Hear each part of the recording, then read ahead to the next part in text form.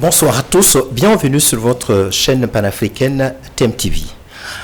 La souveraineté numérique est un outil très important dont dispose un État pour contrôler évidemment l'espace numérique. Et pour ce faire, il va s'évertuer à collecter les données, les traiter, les stocker, les sécuriser pour éviter une éventuelle attaque cyberattaque. Et le Mali en particulier, pour manifester sa souveraineté numérique, il a donc décidé de participer au salon technologique, ce grand événement auquel Mali-Tech Cyber a participé sous le leadership, bien entendu, du club, dont le club, le DSL, dont le président fondateur, c'est M. Modi Sek. Alors, nous allons discuter avec ce grand monsieur la participation justement du Mali à cette rencontre technologique. Alors, je rappelle que M. Modi Sek, il est non seulement le fondateur, le président fondateur du club DSL du Mali, il est aussi consultant en système information. Donc, nous allons discuter ce sujet très important avec ce grand monsieur. Bonsoir, monsieur Sek. Bonsoir. Merci de répondre à notre invitation. C'est un grand plaisir pour moi d'être sur ce plateau. C'est l'occasion pour moi de remercier les initiateurs pour ce merveilleux travail de digitalisation de l'information et toute la science et le savoir-faire que je découvre à travers cette formidable équipe à Dakar. Alors, Monsieur Sek, comme je le disais tout de suite, vous êtes le président fondateur du club du DSL du Mali. Justement, parlez-nous de cette entreprise de services numériques. Merci, une excellente question. Je me présente, mon nom est Modi Sek. En vie privée et associative, je suis le président fondateur du club des DSI du Mali. DSI, c'est le sigle, mais le nom long, c'est directeur des systèmes d'information. C'est une association qui a été créée au Mali en 2016 et qui a pour vocation de fédérer toute la dynamique autour de cette merveilleuse science qu'est l'informatique. C'est ce que nous avons appris et en retour, nous devons de nous organiser pour apporter un plus-value également à notre pays, pour apporter notre contribution au Mali nouveau, le Mali du renouveau. Alors concrètement, c'est quoi son rôle?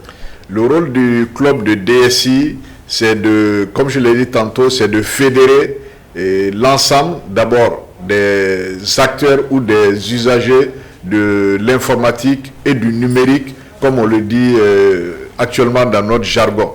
Et pourquoi le club de DSI? C'est parti d'un manque, un certain nombre de constats qui a été fait au niveau d'abord panafricain. J'avoue que ce n'est pas un club uniquement qui existe au Mali. Il existe dans différents pays de la sous-région, mais spécifiquement pour le cas malien, ça a été fait à partir d'un constat. Il fallait réunir tout le potentiel parce qu'il y avait une transition entre le monde de gros systèmes des années, nos prédécesseurs dans le monde numérique et dans le monde de l'informatique, et à notre génération qui a pu faire la transition entre le gros système et la micro-informatique.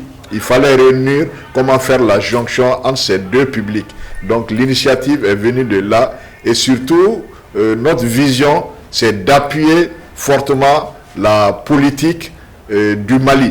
Quand je dis politique du Mali, il va sans dire qu'il y a la couche supérieure, la couche intermédiaire et la couche inférieure. Couche supérieure, je vise par là les autorités étatiques parce que au sein du club des DSI, il y a aussi bien le public que le privé. Donc les informaticiens de l'administration. Et il fallait les fédérer et réunir comment apporter un plus-value au Mali. Alors, monsieur, c'est comme vous le dites, en substance, cette entreprise-là, cette fédération, c'est appuyer l'État en la matière. Justement, l'État, pour se doter d'un outil technologique indépendant, quel est le process? Bon, pour un État, vous vous venez de dire tantôt la partie souveraineté, Oui. et j'ai bien retenu ce mot. Avec votre permission, je vais essayer d'échanger un peu avec ça, parce que il y a peu, les plus hautes autorités du Mali, notamment le général d'armée, a demandé de faire de la digitalisation. Qui dit digitalisation va forcément s'appuyer sur un certain nombre de leviers. Et ces leviers, c'est quoi? Il y a la partie des actifs, ce qu'on appelle dans notre métier les actifs informatiques, qui va de l'infrastructure et la partie, le contenant. Et sur ce contenant, forcément, il y aura du contenu. Et pour donner à un État sa souveraineté, il faut que cette maîtrise soit là. Qu'on ne soit pas dépendant du monde extérieur. Vous êtes du domaine de la communication, vous entendez tout le temps les GAFAM, c'est-à-dire Google, Amazon, Facebook et Microsoft, pour ne pas faire la publicité. Donc c'est à l'État maintenant d'asseoir sa propre technologie en interne. Et une fois cette technologie mise en place, il va falloir la sécuriser. Et comme on le dit, il y a la partie du contenant. Le contenu qu'on va amener, il faut que ça soit du contenu sécurisé. D'où les notions de cybersécurité, d'infrastructures éprouvées et de technologies innovantes. Alors, vous parlez justement de cet aspect de la sécurité des données. Alors, on voit que certains États sont très fragiles à la matière. Alors, c'est quoi le mécanisme pour permettre ainsi à l'État de se protéger des éventuelles cyberattaques? Oui, c'est dans l'air du temps, et je dirais c'est d'abord la première couche que l'État doit regarder. En dehors de l'or, le métal, qui est tant prisé, où les cours ne cessent de flamber, l'or du nouveau monde, c'est la donnée. Okay. Et qui détient l'information, détient le pouvoir. Donc, c'est à notre avantage de bien sécuriser cette donnée en la mettant sur des infrastructures éprouvées. Okay. Donc, la donnée, pour qu'il y ait aussi, je prends l'exemple d'une actualité qui circule, où on a besoin d'assainir les finances dans un pays. Oui. Vous avez tous vu ces derniers jours que la chronique défraie avec une actualité dans un pays où je ne vais pas nommer le nom, mais c'est propre à toute l'Afrique. Il faut sécuriser la donnée. Donc, en mettant en place un système d'information de gestion financière. Cela passe par quoi? Par asseoir une bonne infrastructure sécurisée avec un bon contenu qui va circuler à l'intérieur de ce système d'information. Et une fois la donnée sur le système physique qui est l'infrastructure, l'actif informatique, la donnée qui va circuler, qui est le contenu, oui. Il faut sécuriser cette donnée. Okay. On la sécurise comment? Il faut protéger ses actifs. Okay. Vous voyez que dans certains pays, il y a une réticence ou une entrave à l'innovation. Elle est due à certaines personnes qui sont alertes, qui veulent essayer de bien faire. Comment essayer de bien faire? Il faut sécuriser la donnée. On la sécurise comment? En mettant un bon système. D'abord, il y a les normes, il y a les lois et la conformité. J'ai parlé tantôt de système d'information, de gestion financière. Donc, ça obéit à des règles dans notre métier qu'on appelle le SMSI. SMSI en nom court, mais en nom long, c'est système de gestion, de management de l'information. Donc, en mettant un système SMSI éprouvé, bien sécurisé en place, ça permettra à un État d'avoir la traçabilité de la plus petite donnée jusqu'à la donnée qui va sortir par d'autres mécanismes. Donc, il y aura une parfaite traçabilité. Alors justement, les données dont vous parlez là, quand on parle en particulier celle de l'administration, on voit parfois il y a des fuites, il y a même des données au niveau de la diplomatie, des données militaires. Comment expliquez-vous cela, M. Seck?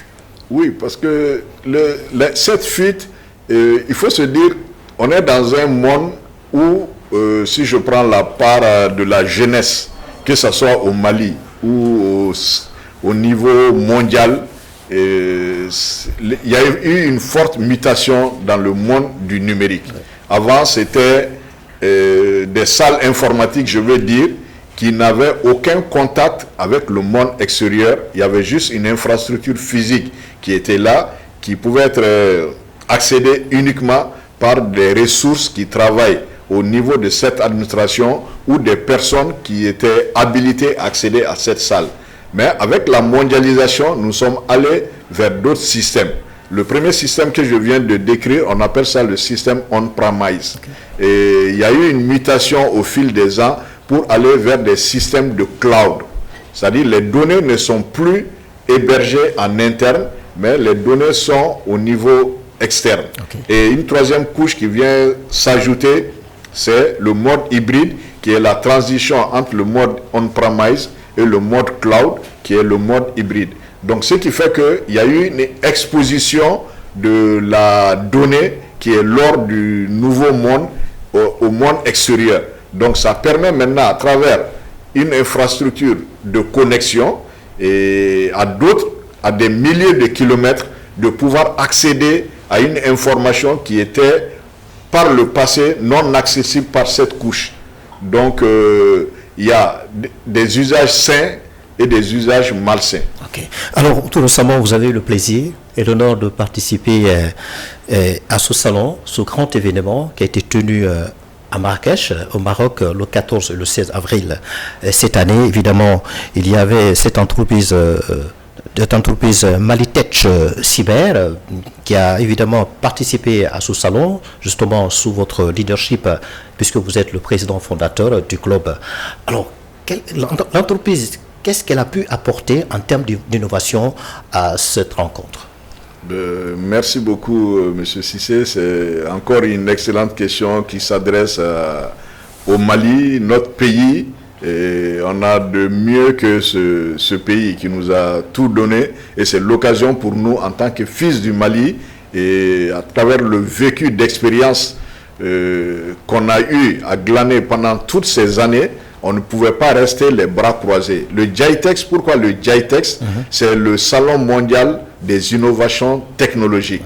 Et que le Royaume du Maroc, on les remercie d'abord pour cette invitation. En 2025, nous sommes à la 3e édition. Ça a commencé il y a de cela 2 ans.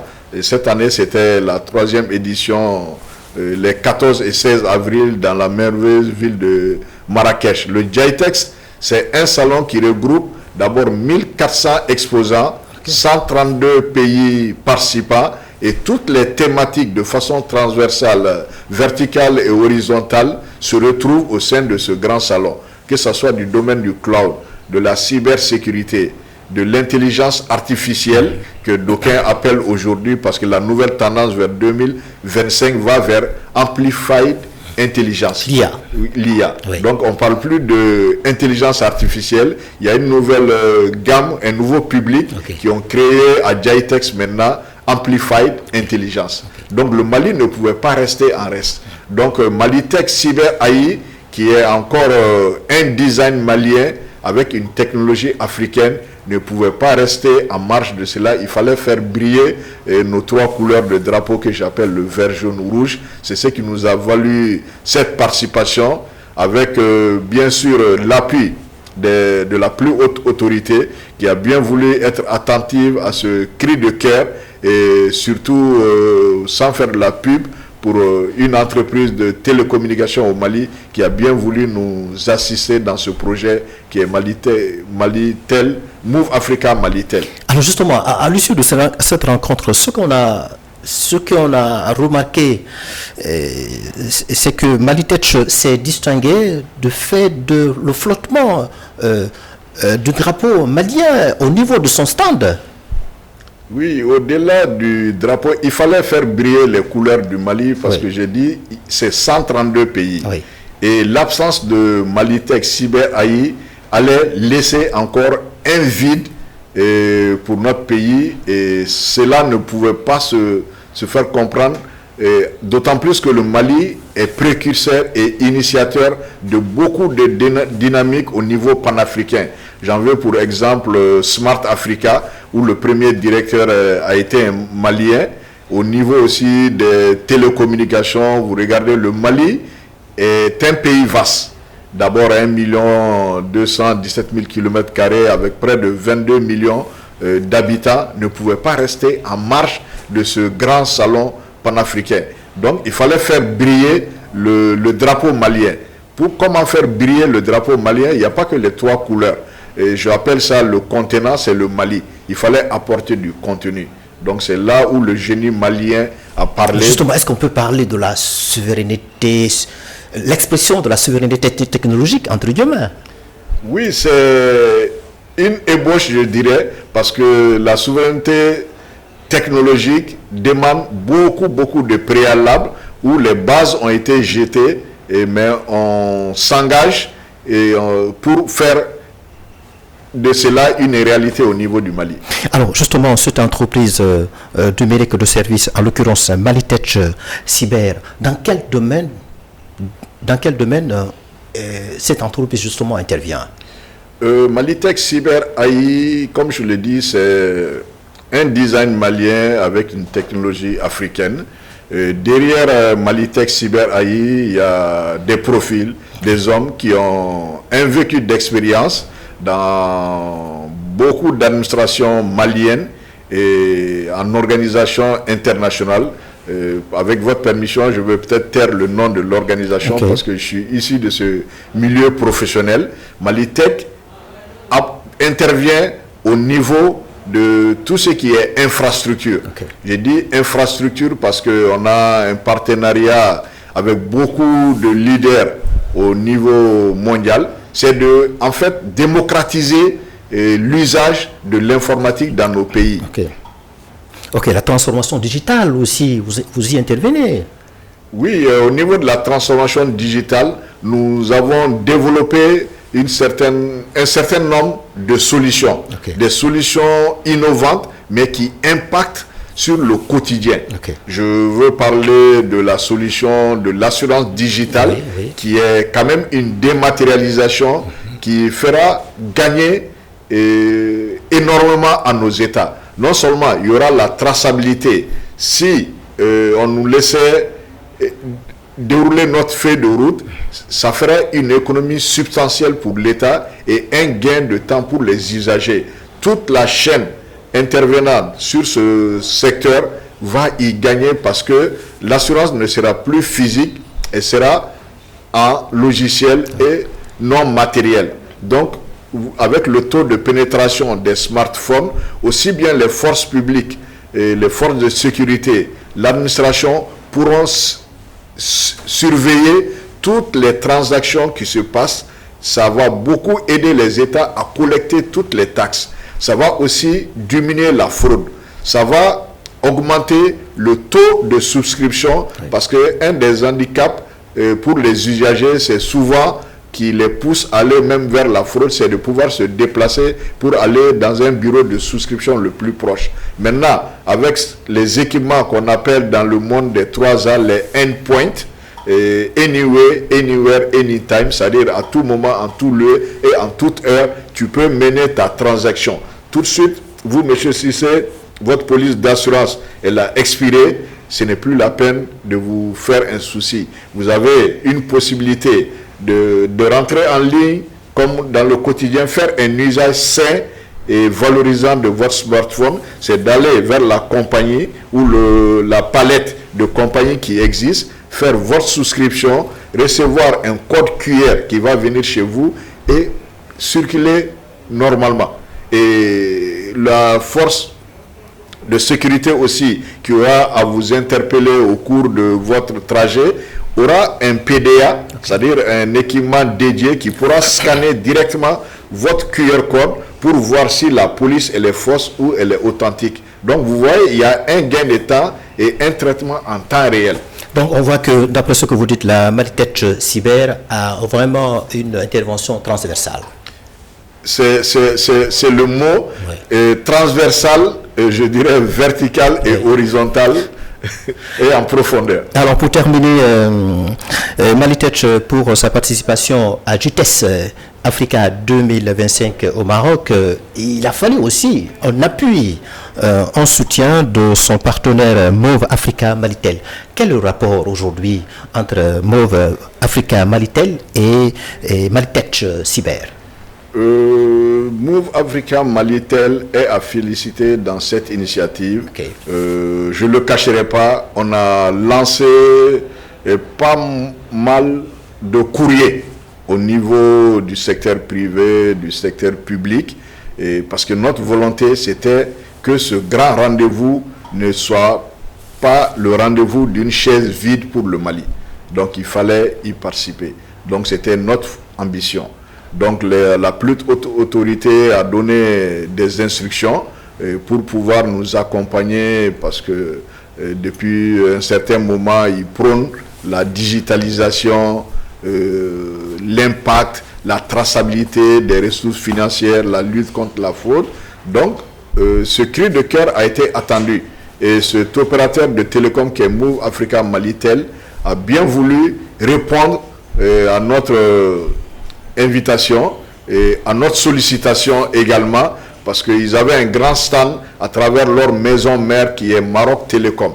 Donc Move Africa Malitel ne voulait pas rester en marge de cela. Ils ont bien voulu aider l'équipe de Malitech Cyber AI à travers le club de DSI à participer à ce grand événement panafricain mondial et qui a donné un impact. On était dans un stand et on a placé comme l'année 2025 et l'année de la culture du Mali, on en a profité pour lancer un jeu concours qu'on a dénommé le prix HN. Pourquoi ce prix HN? Parce que derrière ce sigle se cache une personne de grande valeur.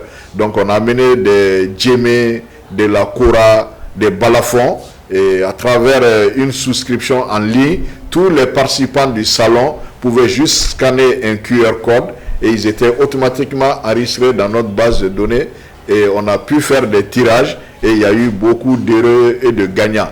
Et notre environnement immédiat était partagé aussi avec un pays de la Confédération de l'AES, c'est le Niger, qui était venu en force et qui a vraiment appuyé l'initiative malienne avec nos frères de Burkina également.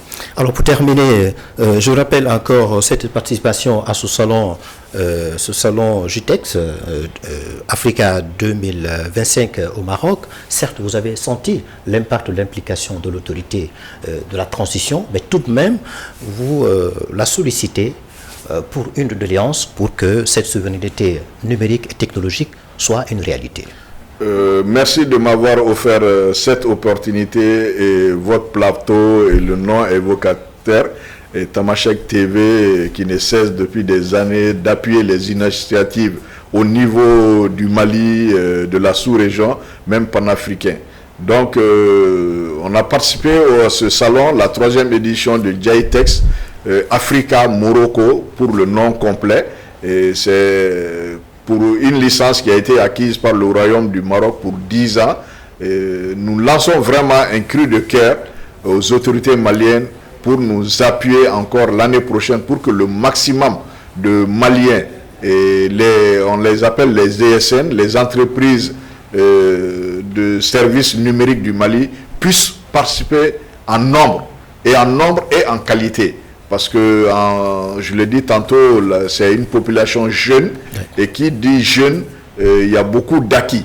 Ça peut aider à l'emploi, ça va nous aider également de faire un voyage d'études, d'échanges, voir ce qui se fait de meilleur à travers le monde et l'amener et bien sûr le mettre dans le contexte du Diatiguia au Mali qui est l'hospitalité malienne appliqué au numérique. Ok.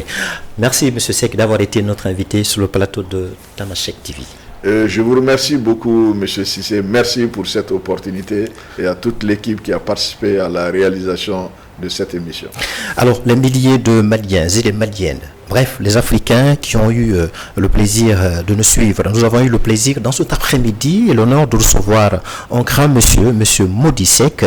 Il est, comme je le disais, il est le consultant en système d'information. Il est aussi le président fondateur du club des DSL du Mali. Si vous voulez suivre cet entretien-là, évidemment, allez-y sur votre page votre plateforme YouTube Tamashek et Facebook également. Merci de nous avoir suivis et sachez que le programme se poursuit. Au revoir.